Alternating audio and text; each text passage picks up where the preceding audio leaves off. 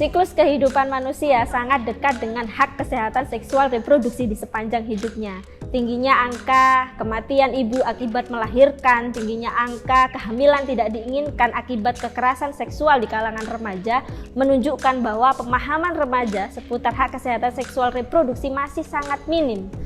Pada Maret 2023, pemerintah daerah Kabupaten Jombang bekerjasama dengan Ruang Temu Generasi Sehat melalui dukungan program Right Here Right Now untuk mendukung anak muda dengan keberagamannya menikmati hak kesehatan seksual dan reproduktif dalam masyarakat berkeadilan gender.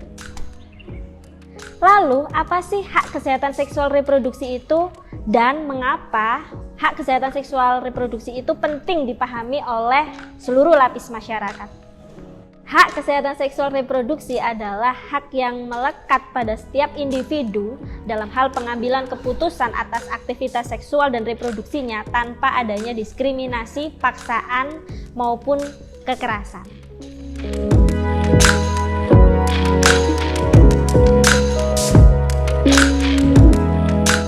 Di kalangan remaja, kesehatan seksual dan reproduksi juga cenderung terabaikan karena terdapat miskonsepsi bahwa edukasi hak kesehatan seksual dan reproduksi di kalangan remaja cenderung dianggap tabu.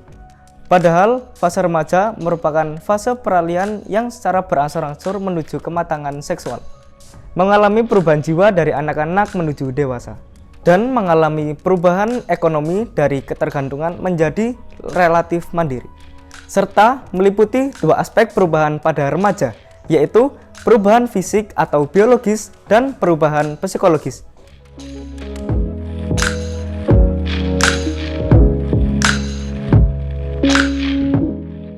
Dalam program pembangunan daerah, peran anak muda dan remaja tidak boleh ditinggal. Menurut WHO, remaja adalah penduduk yang memiliki rentan usia mulai dari 10 sampai 19 tahun. Sementara itu dalam Peraturan Menteri Kesehatan Republik Indonesia Nomor 25 Tahun 2014, remaja adalah penduduk yang memiliki rentan usia mulai dari 10 sampai 18 tahun. Lain lagi dengan WHO dan Kementerian Kesehatan Republik Indonesia, BKKBN mendefinisikan bahwa remaja adalah penduduk yang memiliki rentan usia mulai dari 10 sampai 24 tahun dan belum menikah. Lalu, mengapa kesehatan reproduksi remaja itu penting?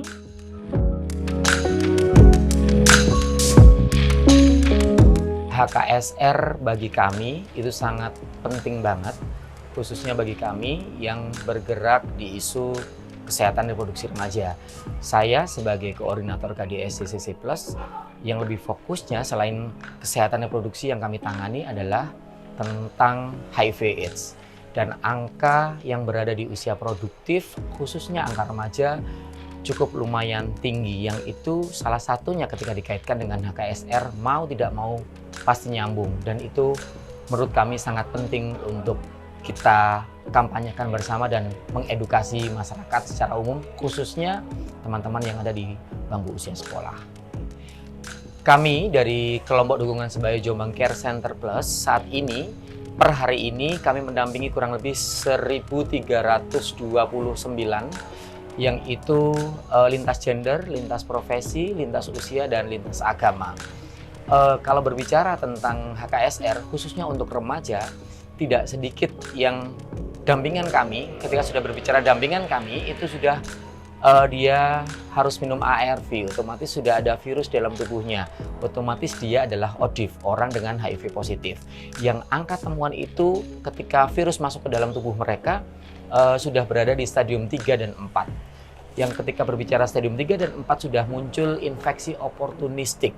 Infeksi oportunistiknya adalah IMS yang mereka alami. Infeksi menular seksual, penyakit menular seksual, baik itu sifilis, gonore, ataupun kondiloma. Tren di beberapa tahun terakhir ini yang itu harus segera tertangani, yang itu berada di bangku usia sekolah.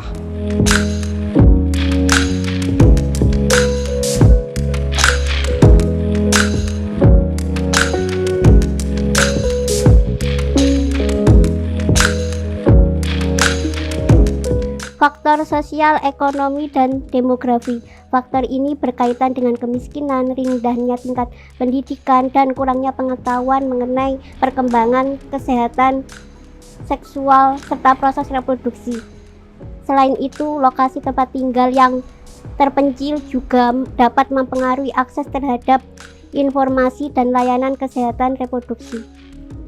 2. Faktor budaya dan lingkungan. Faktor ini melibatkan praktik tradisional yang dapat berdampak negatif terhadap kesehatan reproduksi seperti keyakinan memiliki banyak anak membawa rezeki melimpah. Informasi yang ambigu dan membingungkan mengenai fungsi serta proses reproduksi juga mempengaruhi pemahaman anak dan remaja. Ketiga, faktor psikologis. Konflik dalam keluarga terutama orang tua berdampak pada kehidupan remaja. Selain itu, depresi mungkin disebabkan oleh ketidakseimbangan hormonal juga dapat mempengaruhi perilaku seksual remaja. 4. Faktor biologis. Faktor ini mencakup disabilitas dengan kondisi kesehatan lainnya yang dapat mempengaruhi kesehatan reproduksi. Penting memastikan informasi dan layanan kesehatan reproduksi juga dapat diakses oleh individu dengan berbagai kondisi kesehatan lainnya.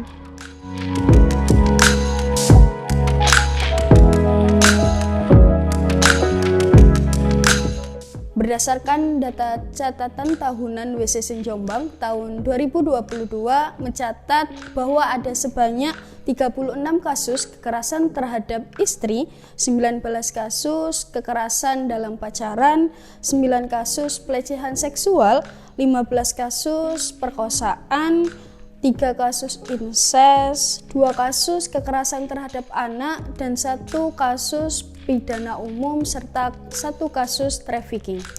Sementara permohonan dispensasi nikah di Kabupaten Jombang pada tahun 2021 sampai 2022 sebanyak 86 kasus.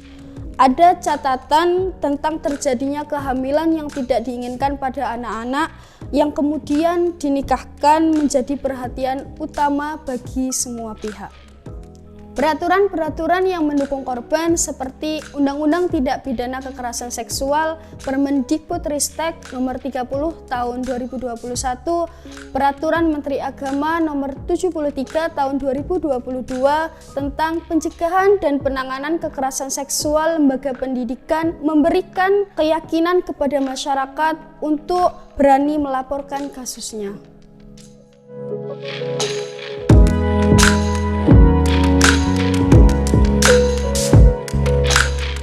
Melihat kondisi saat ini, bagaimana remaja-remaja kita perkembangan terkait dengan seksual reproduksinya, perlu sekali bagi pemerintah daerah untuk turut memikirkan bagaimana kondisi dari remaja-remaja kita saat ini. Banyak sekali yang kita dapatkan informasi-informasi di media yang mungkin ketika remaja itu tidak paham bagaimana kesehatan reproduksi seksual itu sangat berpengaruh dalam kehidupan selanjutnya, mereka akan terimbas dengan informasi-informasi yang mungkin kurang tepat. Sehingga menjadi kebijakan dari pemerintah untuk ikut mempedulikan, ikut menata bagaimana adanya peraturan-peraturan yang berkaitan dengan kesehatan seksual untuk reproduksi ini, terutama yang dikhususkan untuk remaja. Oleh karena itu, pemerintah memberikan dukungan yang sepenuhnya kepada para remaja-remaja kita untuk berkembang, untuk bisa mengakses terkait dengan kesehatan reproduksinya dengan pelayanan-pelayanan yang ada. Serta ada peraturan yang nantinya akan mewadahi mereka supaya perkembangan ini juga bisa diakses dengan mudah oleh remaja-remaja kita.